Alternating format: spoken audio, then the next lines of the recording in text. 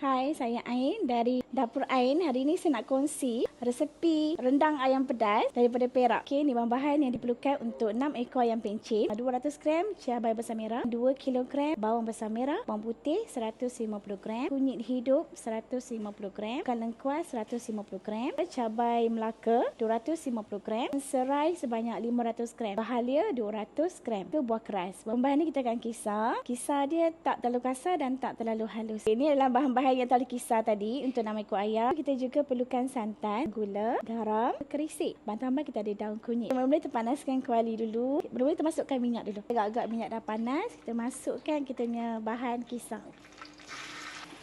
Kita akan masak sekejap sampai dia hilang bau cili tu. Kita masak sekejap bagi dia pecah minyak. Masak rendang ni perlukan masa yang agak lama lah. Okey, agak-agak dalam 30 minit kita masak dan hilang bau cabai dia. Boleh kita masuk ayam sekarang. Ayam pencit ni semua sudah maklum, memang perlukan masa yang agak lama lah untuk nak masak. Yang ni kita biar je dulu. Dan separuh masak macam tu, kita masukkan kerisik. Ran, letak je sambal kita. Kita ada sambal penyet dari Dapur Ain. Santan yang guna lebih kurang setengah kilo. Ni 1 kilo kerisik lah, tapi saya guna separuh je.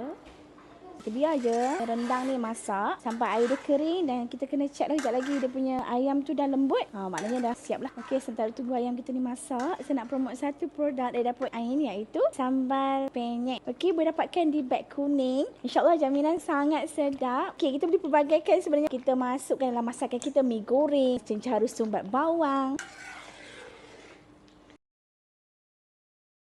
Okey, selepas 1,5 jam kita masak rendang ni, warna dia pun dah semakin gelap dan berubah. Okey, dah mula pecah minyak. Kita masukkan asam keping. Kat sini saya pakai lebih kurang 2 keping asam keping. Perasakan dengan garam dan juga gula. Okey, dah sebati boleh masuk daun kunyit. Okey, dah kunyit kena potong halus-halus lah. Kita masak lebih kurang dalam 30 minit lagi dan siap boleh dihidang. Okey, dah siap dah rendang. Rendang pedas. Air pencit kita. Kita rasa macam mana? Memang rendang ni kalau gurih memang lemang ke tepat lah kan? Cuma sedap tak? Okey. Sedap cukup rasa. So jangan lupa lah cuba kan kat rumah.